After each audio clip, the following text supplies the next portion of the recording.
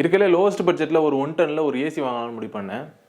அப்படி தேடிட்டு இருக்கும்போது தான் நம்ம கிடச்சது நம்ம மார்க்யூ.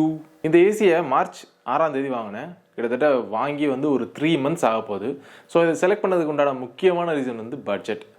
நம்மக்கிட்ட இருக்கல லிமிடெட் பட்ஜெட்டை பற்றி பிரச்சனை இல்லை அப்படிங்கிறவங்க வந்து இதை விட ஹையர் மாடல்ஸ் போகிறது ரெக்கமெண்டட். இதான் மார்க்யூங்கிறது என்ன பிராண்ட் அப்படின்னா வந்து ஃப்ளிப்கார்ட்டோட ஓன் பிராண்ட். இப்போ அமேசானுக்கு எப்படி ஒரு சில பிராண்ட்லாம் வந்து அவங்களே வந்து செல் பண்ணுறாங்களோ அதே மாதிரி வந்து ஃப்ளிப்கார்ட்டுமே வந்து அவங்களுக்கு உண்டான பிராண்டை வந்து கிரியேட் பண்ணுவாங்க. இது எங்கேருந்து சோர்ஸ் பண்ணுறாங்கன்னா மேக்ஸிமம் சைனாலேருந்து சோர்ஸ் பண்ணி தான் வந்து இவங்க பிராண்ட் பண்ணி விற்பாங்க. ஸோ அதனால் வந்துட்டு இதோட டியூரபிலிட்டி எப்படி இருக்கும், லாங் லைஃப் வருமா அப்படிங்கிற பல டவுட்டில் தான் வந்து நானுமே வந்து ஆர்டர் பண்ணேன். என்ன நம்பிக்கையில் ஆர்டர் பண்ணேன் அப்படின்னா வந்து 10 days ரீப்ளேஸ்மெண்ட் பாலிசி வந்து இருந்தது. சரி ஓகே எதுவும் ப்ராப்ளம் ஆச்சு அப்படின்னா வந்து 10 days ரீப்ளேஸ்மெண்ட் பண்ணிடலாம் அப்படிங்கிறதுக்காக ஆர்டர் பண்ணேன். பட் நான் இப்போ செக் பண்ணும்போதுமே அதே ரேட்டில் தான் இருக்குது. இது நான் வாங்கின ப்ரைஸ் வந்து கிட்டத்தட்ட 24,000 23,990 24,000 அப்படின்னு வச்சுக்கோங்க. அது இல்லாமல் அடிஷ்னலாக வந்து உங்களுக்கு வந்து ஃபிட்டிங் சார்ஜஸ் வந்து வரணும். இன்ஸ்டாலேஷன் சார்ஜஸ் வந்து தனியாக தான் பே பண்ணுற மாதிரி இருக்கும். ஒருவேளை நீங்கள் வந்து அடிஷ்னலாக காப்பர் பைப் தேவைப்படுது, அடிஷ்னலாக வந்து ரொம்ப தூரத்தை கொண்டு போகணும் அப்படின்னா வந்து டெக்னீஷியனை பொறுத்து வந்து ஃபீஸ் வந்து டிஃப்ரென்ஷியேட் ஆகலாம். ஏன்னா வந்து இது வந்து மார்க்யூவோட டைரக்ட் இன்ஸ்டாலேஷனுக்காக வர மாட்டாங்க. வேறு ஏதோ ஒரு சப் பிராண்ட், அது ஏதோ ஒரு பிராண்டுன்னு நினைக்கிறேன். அதை நான் ஸ்க்ரீனில் போடுறேன். இந்த பிராண்ட்லேருந்து வர்றாங்க. மேக்ஸிமம் எல்லா சிட்டிஸ்லையும் இந்த பிராண்டு தான் வந்து கொலாபரேட் பண்ணியிருப்பாங்கன்னு நினைக்கிறேன். ஏன்னா வந்து சர்வீஸ் பிராண்டுங்கும் போது சர்வீஸுக்கு தனி பிராண்டுங்கும் போது அவங்க வந்து எப்படி காஸ்ட் மேக் பண்ணுறதுன்னு பார்ப்பாங்க. நம்ம ஓன் பிராண்டாக இருந்துச்சு அப்படின்னா வந்து நம்ம இவங்களுக்கு கால் பண்ணி கேட்க முடியும். எனக்குமே ஏற்கனவே பிரச்சனை வந்தப்போ வந்து நான் இவங்களுக்கு தான் வந்து கால் பண்ணி கேட்டிருந்தேன். பட் அவங்க என்ன சொன்னாங்க அப்படின்னா வந்து இந்த டீலருக்கு வந்து கால் பண்ணுங்கள், இவங்க தான் வந்து எங்களோட சர்வீஸ் பார்ட்னர் அப்படின்னு வந்து சொல்லிட்டாங்க. ஸோ அப்படிங்க நம்ம வந்து ஒரு பெரிய பிராண்டுக்கு போகிறோம் அப்படின்னா வந்து ஒரு பெரிய பிராண்ட்லாம் இருக்காங்கன்னா அவங்கள்ட்ட டேரெக்டாக வந்து சர்வீஸ்க்கு வருவாங்க, டேரெக்டாக வந்து இன்ஸ்டாலேஷனுக்கு வருவாங்க. பட் இவங்களை பொறுத்த வரைக்கும் ஒரு தேர்ட் பார்ட்டியை பொறுத்து தான் வந்து இவங்க வந்து ரன் ஆகிட்டு இருக்காங்க இப்போதைக்கு. பட் ஆர்டர்ஸை பொறுத்த வரைக்கும் கண்ணாபிரான் ஆர்டர் இதுதான் வந்து பெஸ்ட் செல்லரில் இருக்குது. கடைசியில் லாஸ்ட்டு 13 days பார்த்தீங்க அப்படின்னா வந்து கிட்டத்தட்ட 6,300க்கு மேலே ஆர்டர்ஸ் வந்துருக்கு அப்படிங்கிற மாதிரி போடுறாங்க. பட் இது வந்து ஓவரால் கவுண்ட். இதிலே வந்து 6 ton ஒன்று இருக்குது, சாரி 3/4 ton ஒன்று இருக்குது, 0.75 ton ஒன்று இருக்குது. அது யாரும் வாங்காதீங்க. அது வந்து ரொம்ப சின்ன ரூமாக இருக்குது அப்படின்னா வந்து கூல் பண்ணுறதுக்கு உண்டான சான்சஸ் இருக்குது. ஏன்னா வந்து அதுக்கும் இதுக்கும் உண்டான ப்ரைஸ் டிஃப்ரென்ஸ் வந்து அது 21,000 வருது, இது 24,000 வருது. மேக்ஸிமம் எல்லாருமே வந்து இதுக்கே வந்து போயிடலாங்கிறது என்னோட சஜஷன். ஆனால் வந்து அது போகிறத விட அது மட்டும் இல்லாமல் இதில் 5 star இருக்குது, 1.5 ton இருக்குது, 2 ton இருக்குது. 1 tonலையும் 1.5 tonலையும் வந்து அந்த 5 star கிடைக்கும். பட் 5 starக்கும் 3 starக்கும் வந்து பெரிய டிஃப்ரென்ஸ் கிடையாது என்னை பொறுத்த வரைக்கும். உங்களோட யூஸ் கேஸ் வந்து கிட்டத்தட்ட ஒரு 8 to 10 hours மேலே இருக்குது அப்படின்னா வந்து நீங்கள் வந்து 5 star வந்து போகலாம். அது வந்து நல்லா வந்து காஸ்ட் சேவ் பண்ணும். பட் 3 star பொறுத்த வரைக்கும் கொஞ்சம் தான் வந்து அதை விட ஜாஸ்தியாக இருக்கும். பட் ப்ரைஸ் டிஃப்ரென்ஸ் வந்து கொஞ்சம் அதிகமாகவே இருக்கும். உங்களுக்கு லாங் ரனில் அது வேணால் சஃபிஷியண்ட்டாக இருக்கலாமே ஒழிய லாங் ரனில் ஒரு 100 ரூபா 200 அப்படி செவ்வாய் வந்து உங்களுக்கு வந்து அது ஒரு அமௌண்ட்டாக தெரியும். பட் இப்போதைக்கு நம்ம கொஞ்சம் காசு சேவ் பண்ணணுங்கிறதுக்காக நம்ம வந்து 3 star தான் வாங்கியிருக்கோம். என்னோட யூஸ் கேஸை பொறுத்த வரைக்கும் மேக்ஸிமம் வந்து பர் டேக்கு ஒரு மேக்ஸிமம் 4 to 5 hours தான். அதுக்கு மேலே வந்து நான் யூஸ் பண்ண போதில்லை. நைட் டைமில் நான் அதிகமாக யூஸ் பண்ண மாட்டேன். மேபி டே டைமில் ரொம்ப ஸ்வெட் ஆகுது அப்படின்னா வந்து அப்போ வந்து யூஸ் பண்ணுவேன். பட் நானுமே வந்து இப்போயுமே வந்து ஏசி போடாமல் தான் வந்து பேசியிருக்கேன். பார்த்தீங்கன்னா லைட்டாக ஸ்வெட் ஆகிற மாதிரி தான் இருக்குது. ஸோ கரண்ட் கன்சம்ஷனை பொறுத்த வரைக்கும் நார்மலாக இருக்குது. நான் வந்து இப்போ 2 EB பில் கட்டியிருக்கேன். ஃபஸ்ட்டு வந்து ஒரு 500 அந்த ரேஞ்சுக்கு வந்தது. இந்த மந்த் வந்து ஒரு 700 அந்த மாதிரி ரேஞ்சுக்கு வந்து வந்திருக்கு. இதுதான் வந்து என்னோடய EB பில்லு. நான் வந்து EB பில் ஏன் அட்டாச் பண்ணுறேன் அப்படின்னா வந்து ஒரு வேலை போய் சொல்கிறேன்னு நீங்கள் நினச்சிங்கன்னா வந்து இதுதான் வந்து கண்டிப்பாக என்னோடய EB பில்லு. பட் என்னோடய யூஸ் கேஸும் பொறுத்த வரைக்கும் டிஃப்ரெண்ட். அதே மாதிரி நீங்கள் என்ன மோடில் வச்சு யூஸ் பண்ணுறீங்கிறதும் பொறுத்து வந்து இது வந்து மாறும். மற்றபடி இதோட லுக்ஸை பொறுத்த வரைக்கும் அந்த அளவுக்கு குவாலிட்டியான லுக்காக இருக்கா அப்படின்னு கேட்டிங்கன்னா பார்க்கும்போது வந்து கொஞ்சம் ஆக்வர்டாக தான் இருக்குது. ஏன்னா வந்து அந்த பழைய டிவியெல்லாம் பார்த்துருக்கீங்களா, பெரிய பொட்டி டிவி மாதிரி இருக்கும். அதே மாதிரி தான் வந்து இதோட லுக்ஸும் வந்துருக்கு. ரொம்ப அந்த ஸ்லீக் டிசைனோ அந்த இப்போ வர மாதிரி இந்த கர்வாக வர்றது அதெல்லாம் வந்து கிடையாது. நார்மலாக எப்படி இருக்குமோ அதே மாதிரி இருக்குது. லுக்ஸை பொறுத்த வரைக்கும் நார்மல் அப்படின்னு சொல்லிடலாம். எவ்வளோ நேரத்தில் வந்து ரொம்ப கூல் பண்ணும் அப்படின்னா வந்து இதில் வந்து ஒரு மோட் இருக்குது, சம்மர் கூல் அப்படிங்கிற ஒரு மோட் இருக்குது. சம்மர் கூல் அப்படின்னு போட்டிங்கன்னா வந்து 22 degree Celsiusல ஃபேன் வந்து ஃபுல் ஸ்பீடில் ரன் ஆகும். ஃபுல் ஸ்பீடில் ரன் ஆகும்போது மேக்ஸிமம் ஒரு ரூம் வந்து கொஞ்சம் வந்தவொடனே உள்ளே வந்தவொடனே ஒரு 10 to 15 செகண்ட்ஸ்க்கு அப்புறமே வந்து ஓரளவுக்கு நமக்கு வந்து டிஃப்ரென்ஸ் தெரியுது. ஸோ அந்தளவுக்கு வந்து ஃபாஸ்ட்டாகவே வந்து கூல் பண்ணிது. இது ரூம் சைஸை பொறுத்தும் மாறும். உங்களுக்கு வந்து ஒரு 10க்கு 10 இல்லைனா ஒரு மேக்ஸிமம் 12க்கு 11 அந்த மாதிரி வந்து ரூம் சைஸஸ் வந்து இந்த ரேஞ்சுக்குள்ளே இருந்துச்சு. அதாவது 100 to 150 ஸ்கொயர் ஃபீட்டுக்குள்ளே. 150ங்கிறது மேக்ஸிமம் 150 ஸ்கொயர் ஃபீட் உங்கள் ரூம் இருக்குது அப்படின்னா வந்து நீங்கள் வந்து ஒரு வேளை 1.5 ton போகிறதே வந்து அட்வைசபிள் தான். ஏன்னா வந்து ஒரு 100 ஸ்கொயர் ஃபீட் இருந்துச்சு அப்படின்னா வந்து இது வந்து உடனே வந்தோன்னு கூல் பண்ணிடும்.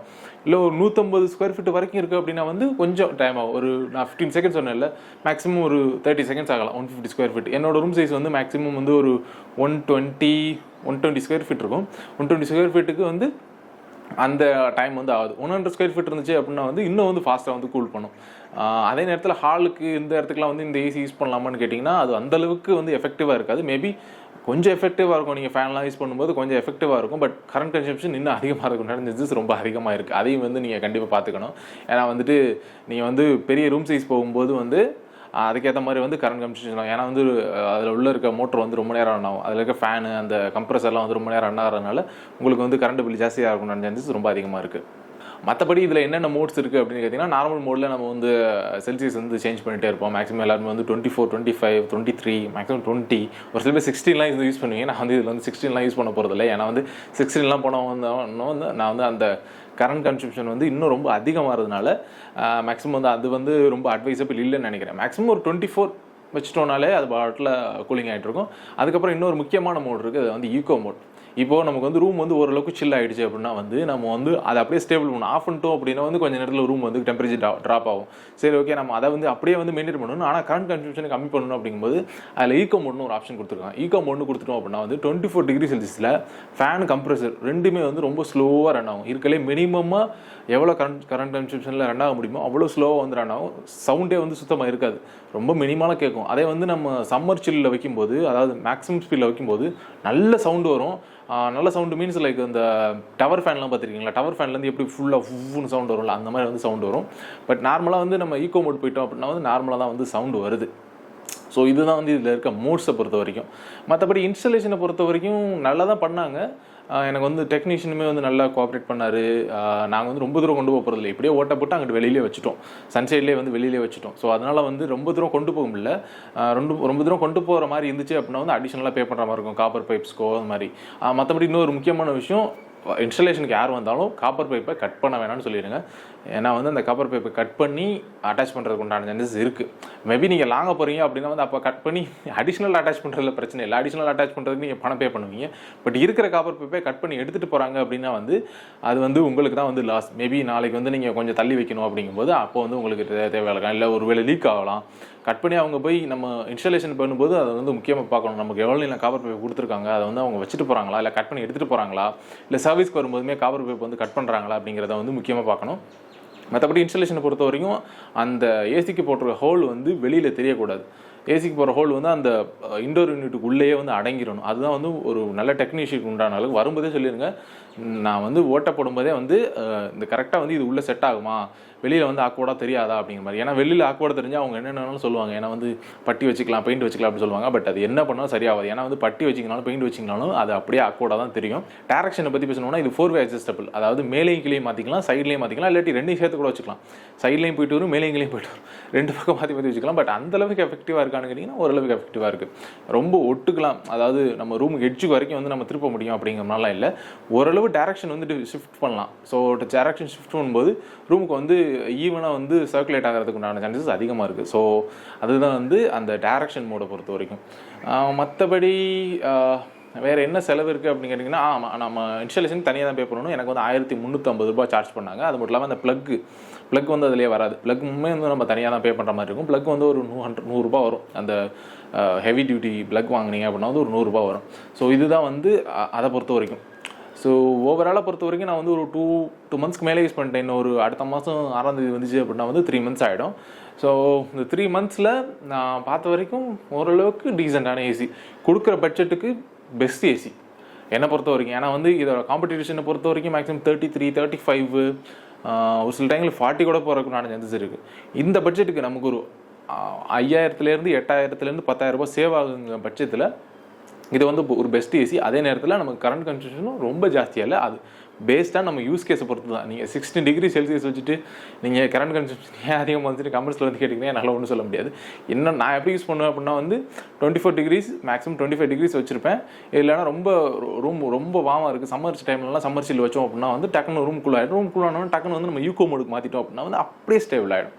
காஷ்மீரில் இருக்க மாதிரி தான் வந்து இருப்பேன் அப்படின்னீங்கன்னா கண்டிப்பாக வந்து உங்களுக்கு கரண்ட் பில் வந்து ரொம்ப ஹையாக தான் வரும். அதே நேரத்தில் ரூமோட வென்டிலேஷன் எப்படி இருக்குங்கிறத பொறுத்தா, வென்டிலேஷன் எல்லாத்தையும் அடைச்சிருக்கோமா இல்லை ரொம்ப ஓவராக வந்து ஓப்பனில் விட்டுருக்கோமா அப்படிங்கிறத பொறுத்து தான் வந்து இதுவுமே வந்து மாறுபடும்.